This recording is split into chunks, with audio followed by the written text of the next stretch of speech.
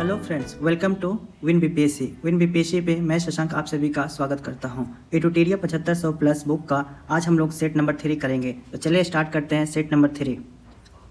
Set number 3 का पहला प्रश्न है, पंजाब के विलय के संबंध में निम्नलिखित में से कौन सा कथन असत्य है। असत्य कथन के चुनाव करना है। इसका सही हो जाएगा ऑप्शन सी, दिलीप सिंह को 2,50,000 वार्षिक पेंशन दी गई थी। यह कथन गलत है। इसका सही हो जाएगा, सही कथन हो जाएगा 50,000 पाउंड की वार्षिक पेंशन दी गई थी और शिक्षा के लिए इंग्लैंड भेज दिया गया था दिलीप सिंह को। और दिलीप सिंह पंजाब विलय के बारे में डलहौजी घोषणा करता है कि पंजाब का विलय हो गया था। अगला प्रश्न है, किस वर्ष से भारतीय राष्ट्रीय कांग्रेस की कार्रवाई में महिलाओं ने भाग लेना प्रारंभ किया। इसका सही हो जाएगा ऑप्शन बी, 1889। 1889 से महिलाओं ने भारतीय राष्ट्रीय कांग्रेस की कार्यकारिणी में भाग लेना प्रारंभ कर दिया था। ये बम्बई में हुआ था, बम्बई में यह अधिवेशन हुआ था। नेक्स्ट है, निम्नलिखित में से कौन सा आधुनिक भारतीय इतिहास में घटनाओं का सही कालानुक्रम को इंगित करता है। इसका सही उत्तर हो जाएगा ऑप्शन सी, मार्ले मिंटो सुधार कब आया था, 1909 में। जालियांवाला बाग त्रासदी कब हुई थी, तो 1913 में 1919 में हुआ था, 13 अप्रैल 1919 को हुआ था। गांधी इरविन समझौता 1931 को डेट भी याद रखेंगे, 5 मार्च को।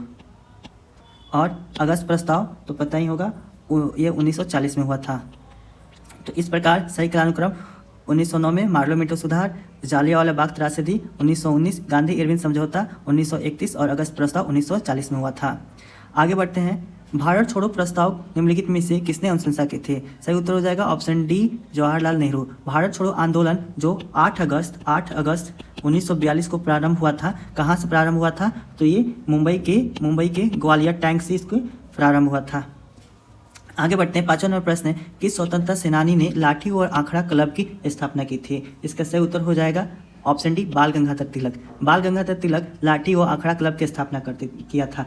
युवाओं को बहादुर बनाना ताकि वो देश के लिए लड़ सके, इसी उद्देश्य से लाठी और आंकड़ा क्लब की स्थापना बाल गंगाधर तिलक करते हैं। 6वां नंबर प्रश्न है, 1942 में भारत छोड़ो आंदोलन के दौरान शहीद हुई किस महिला को बूढ़ी गांधी कहा जाता है। सही उत्तर हो जाएगा ऑप्शन सी, मातंगी हाजरा को बूढ़ी गांधी की संज्ञा दी गई है।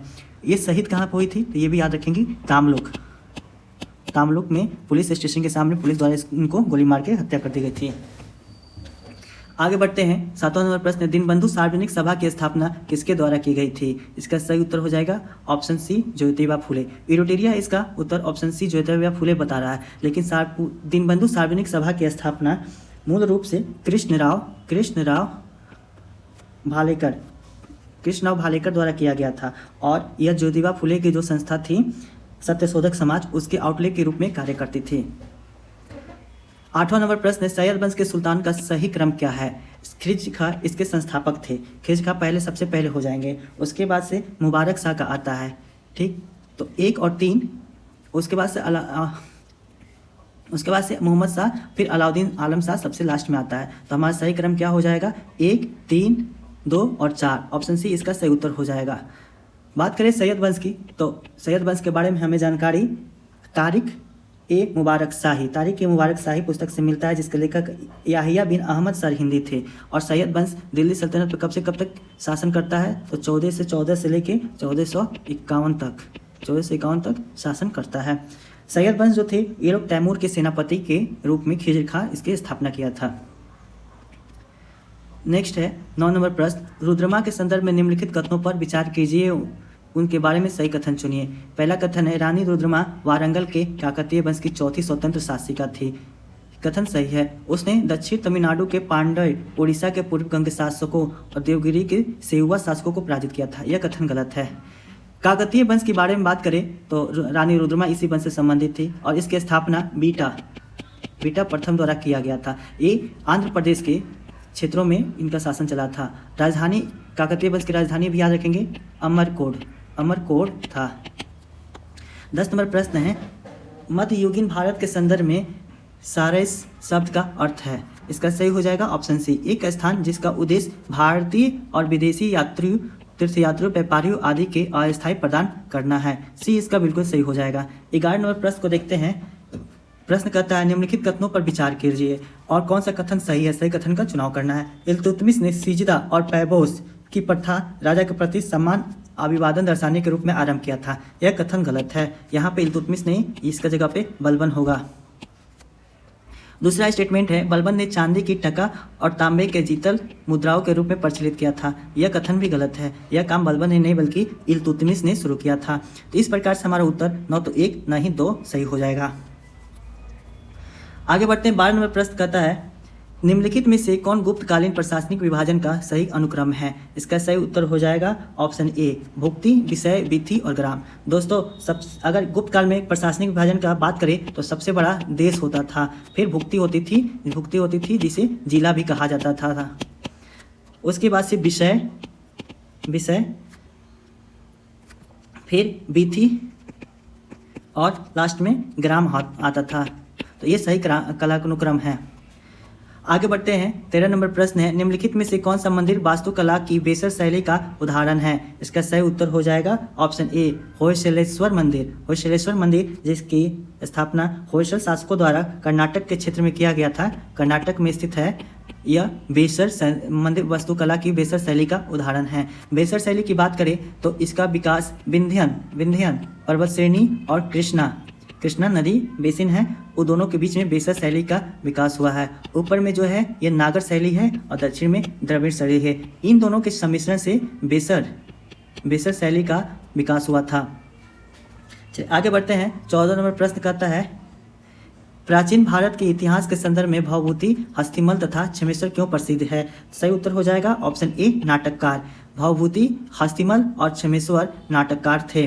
बात करें भवभूति की तो इनकी कुछ पुस्तकें जो है संस्कृत में लिखे हैं, नाटक लिखे हैं, वो याद रखेंगे। जैसे महावीर चरित्रम, उत्तर रामचरितम, मालती माधव, ये सभी भवभूति द्वारा लिखी गई प्रसिद्ध नाटक है। आगे बढ़ते हैं। 15 नंबर प्रश्न, यहाँ से पॉलिटी का प्रश्न मिलेंगे आपको। तो देखते हैं क्या है। भारतीय संविधान की प्रस्तावना में उल्लेखित सही क्रम कौन सा है। बहुत बार प्रश्न पूछा जा चुका है तो इसे ध्यान रखेंगे, आप इसे याद ही कर लेंगे। संपूर्ण प्रभुत्व संपन्न, समाजवादी, पंथनिरपेक्ष, लोकतंत्रात्मक गणराज्य भारतीय संविधान को सही व्याख्या करता है, जो कि प्रस्तावना में उल्लेखित है। तो ऑप्शन बी हमारा सही उत्तर हो जाएगा। बात करें समाजवादी और पंथनिरपेक्ष, ये दोनों शब्द संविधान के 42वां संविधान हुआ था। 42वां संविधान हुआ था, कब हुआ था? 1976 में हुआ था। ये दोनों शब्द जोड़े गए थे। नेक्स्ट आते हैं 16 नंबर प्रश्न पर। पंचायती राज के संदर्भ में कौन सा कथन सत्य है, यानी सही कथन का चुनाव करना है। इसका सही उत्तर हो जाएगा ऑप्शन सी, पंचायती राज संस्थाओं का चुनाव राज्य चुनाव आयोग के पर्यवेक्षक में होता है। राज्य चुनाव आयोग जो होता है पंचायती राज चुनाव की तिथि की घोषणा करती है और चुनाव भी कराने का कार्य करती है। यह बात किस अनुच्छेद में है तो अनुच्छेद भी याद रखेंगे, अनुच्छेद 243 का ट। यह राज्य चुनाव आयोग द्वारा पंचायती चुनाव के बारे में व्याख्या करता है। 17 नंबर प्रश्न को देखेंगे। राज्य और केंद्र और राज्य के मध्य वैधानिक शक्तियों का बंटवारा किस अनुसूची में वर्णित है। इसका सही हो जाएगा ऑप्शन सी, 7वीं अनुसूची। 7वीं अनुसूची में 3 सूची के जिक्र किया गया है, संघ सूची, राज सूची और समवर्ती सूची। संघ सूची में वर्तमान में 100 विषय है और राज्य सूची में कुल मिला के अभी 61 विषय को शामिल किया गया है। वहीं समवर्ती सूची में अभी 52 विषय है। तो ये जो है केंद्र और राज्यों के बीच वैधानिक शक्तियों के बंटवारा संविधान की 7वीं अनुसूची में मिलता है। अगर अनुच्छेद बात करें तो अनुच्छेद यह 246 में 246 अनुच्छेद में ऐसे दोनों के बीच में वैधानिक शक्तियों के बंटवारे के बारे में उल्लेख मिलता है। 18 नंबर प्रश्न है मौलिक अधिकारों को लागू करने के लिए किसी न्यायालय द्वारा जारी किया जा सकता है। तो क्या जारी किया जा सकता है? ऑप्शन सी, समादेश सही इसका उत्तर हो जाएगा। मौलिक अधिकार का हनन होता है तो किसी न्यायालय द्वारा जारी किया गया समादेश होता है। चलिए आगे बढ़ते हैं। 19 नंबर प्रश्न कहता है प्राकृतिक पर्यावरण की रक्षा किस प्रकार का संवैधानिक अधिकार है। यह हमारा मौलिक कर्तव्य के अंतर्गत प्राकृतिक पर्यावरण की रक्षा करना और उसका संवर्धन करना मौलिक कर्तव्य में जोड़ा गया है। मूल रूप से मौलिक कर्तव्य हमारे मूल संविधान में अवस्थित नहीं था। इसे भारतीय संविधान में 42वां संविधान संशोधन 1976 में जोड़ा गया था। स्वर्ण सिंह समिति के रिकमेंडेशन के बाद से जोड़ा गया था। वर्तमान में कुल मिला के 11 मौलिक कर्तव्य स्थित है, जिसमें एक प्राकृतिक पर्यावरण की रक्षा करना भी है। 20 नंबर प्रश्न कहता है भारत ध्वज संहिता के प्रावधानों के अनुसार भारतीय निकाय के मानकों को लागू करने के लिए निम्नलिखित निकाय में कौन सा प्रभारी है? इसका सही उत्तर हो जाएगा ऑप्शन सी, भारत मानक ब्यूरो। भारत मानक ब्यूरो इसका सही उत्तर हो जाएगा। बात करें भारत ध्वज संहिता किस वर्ष आया था, तो ईयर भी याद रखेंगे, 2002 में आया था भारत ध्वज संहिता। 21 नंबर प्रश्न है निम्नलिखित दिए गए 4 युगों में से कौन सा युग सुमेलित है? नहीं है यानी 3 सुमेलित है, 1 सुमेलित नहीं है, उसका चुनाव करना है। इसका सही उत्तर हो जाएगा ऑप्शन बी, हिमालयन वन अनुसंधान संस्थान जो है देहरादून में ना होकर यह शिमला में स्थित है। अन्य जो मिलान सही है उसे देख लीजिए, शुष्क वन अनुसंधान संस्थान यह जोधपुर राजस्थान में स्थित है, वर्षा वन अनुसंधान जोरहाट और उष्णकटिबंधीय वन अनुसंधान संस्थान जबलपुर में स्थित है। 22 नंबर प्रश्न है भारत में कोयला खनन की महत्वपूर्ण घटनाओं पर विचार कीजिए तथा उन्हें सही कालानुक्रम में व्यवस्थित कीजिए। इसका सही उत्तर हो जाएगा हमारा ऑप्शन डी, 1, 4, 3 और 2। 1, 4, 3 और 2 यानी सबसे पहले रानीगंज में कोयला का उत्पादन होता है। किस वर्ष खोज होती है, तो यह 1774 में इसकी खोज की गई थी। फिर आता है हमारा राष्ट्रीय कोयला विकास निगम यानी NCDC की स्थापना किस वर्ष होती है? 1963 में स्थापना की गई थी। कोयला खदानों का राष्ट्रीयकरण किया गया था 1974 में। फिर कोल इंडिया लिमिटेड की स्थापना होती है 1975 में। हमारा सही कालानुक्रम हो जाएगा 1 के बाद 4, 4 के बाद 3, 3 के बाद 2। ऑप्शन डी इसका सही उत्तर हो जाएगा। भारत में कौन सा राज्य चूना पत्थर, जिप्सम, नमक और जस्ते के भंडार के लिए प्रसिद्ध है? सही उत्तर हो जाएगा ऑप्शन बी, राजस्थान चूना पत्थर, जिप्सम, नमक और जस्ता के उत्पादन के लिए प्रसिद्ध है। नमक के लिए तो आप लोग को पता होगा राजस्थान में सांभर लेक जो है वहाँ से नमक का उत्पादन किया जाता है। इसके अलावा जिप्सम जो है ये लगभग 99% जो है जिप्सम अकेले राजस्थान से उत्पादन होता है। चूना पत्थर हमारे अरावली की पहाड़ियों से प्राप्त होता है। और जिंक और सीसा की बात करें तो जिंक और सीसा की दुनिया की सबसे बड़ी खदान जो है राजपुरा दबीरा खदान, दबीरा बहुत इंपॉर्टेंट है दोस्तों। राजपुर दरीबा खदान जो है यह राजस्थान में ही स्थित है। और यह जिंक प्लस सीसा के उत्पादन के लिए बहुत ज़्यादा फेमस है। नेक्स्ट 24 नंबर प्रश्न को देखते हैं। भारत की जनसंख्या 2011 की जनसंख्या के अनुसार भारत में नागरिक जनसंख्या का प्रतिशत था। सही उत्तर हो जाएगा 21.2%। 31.2% भारत की नगरीय जनसंख्या 2011 के अनुसार थी। तो ग्रामीण कितना हो जाएगा? 68.8% ग्रामीण जनसंख्या थी। आगे बढ़ते हैं। 25 नंबर प्रश्न कहता है नैनो टेक्नोलॉजी का जनक किसे कहा जाता है? सही उत्तर हो जाएगा ऑप्शन सी, रिचर्ड फोनमैन को नैनो टेक्नोलॉजी का जनक कहा जाता है। नैनो टेक्नोलॉजी हमारे जो तकनीक में है, यह पर्यावरण प्रदूषण, साथ में विज्ञान, नए तकनीकों की बनाना और चिकित्सा में इसका बहुत ज़्यादा प्रयोग किया जाता है। निम्नलिखित में से रॉकेट किस सिद्धांत पर कार्य करता है? इसका सही उत्तर हो जाएगा ऑप्शन सी, रेखीय गति का संरक्षण के कारण से रॉकेट ऊपर की ओर बढ़ते जाता है। 27 नंबर प्रश्न कहता है इको साउंडिंग का प्रयोग होता है। इसका सही उत्तर हो जाएगा समुद्र की गहराई मापने के लिए। इको साउंडिंग सिस्टम एक्चुअली ये समुद्र की गहराई मापने के लिए यूज किया जाता है। जैसे कि सोनार का नाम आपने सुना होगा, यह भी इको साउंड सिस्टम से कार्य करता है। आगे बढ़ते हैं। सोलर सेल निम्न में से किससे बने होते हैं? सोलर सेल अर्धचालक से बने होते हैं, जिसमें सिलिकॉन और जर्मेनियम का प्रयोग किया जाता है। 29 नंबर प्रश्न है ऐसी वर्षा जिसमें सल्फ्यूरिक एसिड या नाइट्रिक एसिड की घटना शामिल होते हैं, उसका पीएच मान 4.5 से कम होता है, क्या कहलाती है? इसे अम्ल वर्षा अर्थात एसिड रेन कहा जाता है। यह मुख्य रूप से अधातुओं के ऑक्साइड के कारण से एसिड रेन की घटना होती है। जैसे सल्फर के ऑक्साइड जब पानी से रिएक्शन करता है तो सल्फ्यूरिक अम्ल का निर्माण करता है। नेक्स्ट 30 नंबर प्रश्न है जहरीली गैस को खत्म करने के लिए उत्प्रेरक रूपांतरण निम्नलिखित में से, एक मिनट दोस्तों जहरीली गैस को खत्म करने के लिए उत्प्रेरक रूपांतरणों निम्नलिखित में से किस धातु का उपयोग उत्प्रेरक के रूप में किया जाता है? इसका सही उत्तर हो जाएगा रोहेडियम, ऑप्शन सी इसका सही उत्तर हो जाएगा। 31 नंबर प्रश्न कहता है सूक्ष्म पोषक जो शर्करा के परिवहन यानी कैल्शियम के आयन का प्रयोग आता है कोशिका विभाजन में महत्वपूर्ण है? इसका सही उत्तर हो जाएगा ऑप्शन ए फास्फोरस। फास्फोरस इसका सही उत्तर हो जाएगा। 32 नंबर प्रश्न है, किस खाद्य पदार्थ में सभी आवश्यक एमिनो अम्ल पाए जाते हैं? अंडा वैसा खाद्य पदार्थ है जिसमें सभी आवश्यक एमिनो अम्ल, प्रोटीन निर्माण के लिए जो एमिनो अम्ल चाहिए वो अंडा में पाया जाता है। 20 एमिनो एसिड की जरूरत होती है। नेक्स्ट 33 नंबर प्रश्न है, निम्नलिखित में से कौन सा युग्म में से सुमेलित नहीं है, यानी एक सुमेलित नहीं है? सही उत्तर हो जाएगा ऑप्शन ए पेडोलॉजी। पेडोलॉजी का संबंध क्या चीज़ से है? तो यह मिट्टी के अध्ययन को पेडोलॉजी कहा जाता है। मिट्टी के अध्ययन को पेडोलॉजी कहा जाता है। फूलों के जीवाश्म के अध्ययन को क्या कहा जाता है? पोलियोंटोलॉजी। पोलियोंटोलॉजी फूलों के पौधों के जीवाश्म के अध्ययन को पोलियोंटोलॉजी कहा जाता है। बाकी एंथोलॉजी फूलों का अध्ययन होता है, एंटोमोलॉजी जंतु विज्ञान की शाखा है और ट्रोफोलॉजी पोषण का अध्ययन है।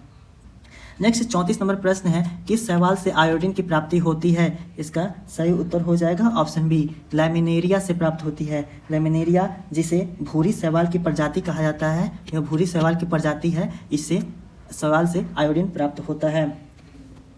निम्नलिखित में से कौन सा धातु अम्ल से अभिक्रिया करके आसानी से हाइड्रोजन गैस विस्थापित करती है? इसका सही उत्तर हो जाएगा Mg। Mg यानी मैग्नीशियम जो है यह धातु अम्ल से अभिक्रिया कर आसानी से हाइड्रोजन गैस निकालती है। जैसे Mg प्लस HCl जो होता है ये क्या बनाएगा? MgCl2 प्लस H2, तो ये हमारा समीकरण हो जाएगा। आगे बढ़ते हैं। 36 नंबर प्रश्न है, हरगोविंद खुराना को किस आविष्कार के लिए सम्मानित किया गया? इसका सही उत्तर हो जाएगा ऑप्शन बी जीन के संश्लेषण के लिए। 1968 ईस्वी में जीन के संश्लेषण के लिए फिजियोलॉजी क्षेत्र में, फिजियोलॉजी या मेडिसिन में डॉक्टर हरगोविंद खुराना को नोबेल प्राइज से सम्मानित किया गया था।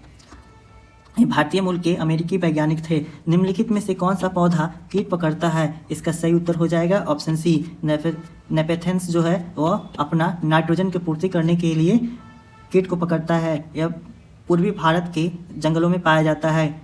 चलिए आगे बढ़ते हैं। निम्नलिखित में से किस विटामिन की कमी से सीलियक रोग होता है? ऑप्शन बी इसका सही हो जाएगा विटामिन B12।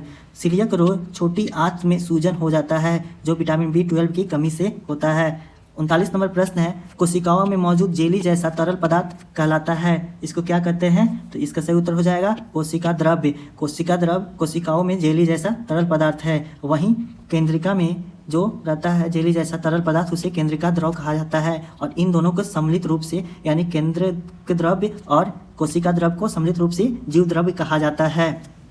हमारा सही उत्तर हो जाएगा कोशिका द्रव ऑप्शन डी। 40 में प्रश्न है, पादपों की विभिन्न प्रजातियों की दीर्घकालिक संरक्षण की तकनीक कौन सी है? इसका सही उत्तर हो जाएगा in vitro gene bank. In vitro gene bank में पादपों को विभिन्न प्रजातियों को लंबे समय तक संरक्षित करके रखा जाता है। नेक्स्ट है, पर्यावरण निष्पादन सूचकांक सर्वप्रथम कब जारी किया गया था? इसका सही उत्तर हो जाएगा ऑप्शन ए 2000 ईस्वी में। 2000 ईस्वी में पर्यावरण निष्पादन सूचकांक पहली बार जारी किया गया था। वर्तमान समय में पर्यावरण प्रदर्शन सूचकांक था, उसमें उसकी जारी किया गया है जिसमें भारत के स्थान 133वां स्थान दिया गया है। 42 नंबर प्रश्न है, बढ़ती शहरी रोजगार के परिप्रेक्ष्य में ग्रामीण शहरी पलायन से संबंधित विरोधाभास की निम्नलिखित में से कौन सा मॉडल व्याख्या करता है? बहुत इंपॉर्टेंट प्रश्न है दोस्तों। इसका सही उत्तर हो जाएगा ऑप्शन डी हैरिस-टेड्रो मॉडल। हैरिस-टेड्रो मॉडल बढ़ती हुई शहरी जनसंख्या रोजगार और के परिप्रेक्ष्य में ग्रामीण शहरी पलायन से संबंधित विरोधाभास को व्याख्या करता है। 43 नंबर का मिलान करना है। मधुबनी है, ये तो आप लोग को पता होगा, ये बिहार से संबंधित है। वहीं लेपाक्षी जो है आंध्र प्रदेश से, पट्टचित्र जो है उड़ीसा में विकसित कला है और वारली महाराष्ट्र की है। तो इस प्रकार से हमारा उत्तर हो जाएगा 1 का 4, 1 का 4, 2 का 3, 2 का 3 और 3 का 1, 3 का 1 हमारा डी सही उत्तर हो जाएगा। नेक्स्ट है 44 नंबर प्रश्न, फिलिप वर्क निम्नलिखित में से किस किस मध्य संबंध स्थापित करता है? सही उत्तर हो जाएगा ऑप्शन बी मुद्रास्फीति और बेरोजगारी। मुद्रास्फीति और बेरोजगारी के बीच में फिलिप वर्क दिखाता है। जैसे यहाँ पे इन्फ्लेशन यानी मुद्रास्फीति हो जाएगा और इस बेस वाला जो एक्स एक्सिस है यहाँ पे अनएम्प्लॉयमेंट बेरोजगारी को दर्शाया जाएगा। तो इस प्रकार से ग्राफ बनता है, यह फिलिप वर्क वक्र कहलाता है। नेक्स्ट है सूची 1 को सूची 2 के साथ सुमेलित कीजिए नीचे दिए गए कोड का सहयोग प्रयोग करके। कहलगांव कहाँ है दोस्तों? यह बिहार में स्थित है। और खरगोन मध्य प्रदेश में है। कहलगांव ये बिहार में स्थित है। कहलगांव बिहार में है, खरगोन मध्य प्रदेश में है। कोरबा जो है यह छत्तीसगढ़ में है और कुडगी कर्नाटक में है। इस प्रकार से हमारा उत्तर 1 का 2, 1 का 2, 2 का 1, 2 का 1, 3 का 4, 3 का 4 हमारा डी सही उत्तर हो जाएगा। 46 नंबर प्रश्न है, निम्नलिखित जोड़ों में से कौन सा जोड़ा सुमेलित नहीं है? जोड़ा सुमेलित नहीं है, इसका सही हो जाएगा Karl Marx principles of political economy and taxation नाम के पुस्तक नहीं लिखे हैं। कार्ल मार्क्स ने दास कैपिटल लिखा था और ये जो बुक है principle of political economy and taxation ये डेविड रिकार्डो की पुस्तक है।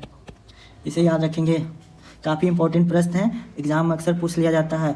Adam Smith wealth of nation के लेखक है। की M Keynes general theory of employment interest and money. Gunnar Myrdal Asian drama के लेखक है। ASFSPA अफस्पा पहली बार कहाँ लगाया गया था? इसका सही उत्तर हो जाएगा पूर्वोत्तर 7 राज्यों में है। अफस्पा जिसको arms forces special power act कहा जाता है, ये कब किस वर्ष कानून पारित किया गया था? तो इसे भी याद रखेंगे, ये 1958 में पारित किया गया था। मोर भारत का राष्ट्रीय पक्षी कब घोषित किया गया? सही उत्तर हो जाएगा 1963 ईस्वी में। 1963 ईस्वी में मोर को भारत के राष्ट्रीय पक्षी का दर्जा दिया गया। मोर का वैज्ञानिक नाम पोवो क्रिक्टस है। 49 नंबर प्रश्न देखते हैं, भारतीय मुद्रा बाजार के अंतर्गत निम्नलिखित में से कौन शामिल नहीं है? इसका सही उत्तर हो जाएगा ऑप्शन सी भारतीय वाणिज्यिक विकास बैंक। 50 और इस सेट का आखिरी प्रश्न है, पोचमपल्ली किस लिए प्रसिद्ध है? इसका सही उत्तर हो जाएगा ऑप्शन सी बुनाई। पोचमपल्ली बुनाई के लिए प्रसिद्ध है। इस प्रकार से हमारा सेट नंबर 3 कंप्लीट होता है। दोस्तों वीडियो कैसा लगा कमेंट करके जरूर बताएं और वीडियो को लाइक कर दीजिए। चलिए मिलते हैं अगला सेट में, तब तक के लिए सभी को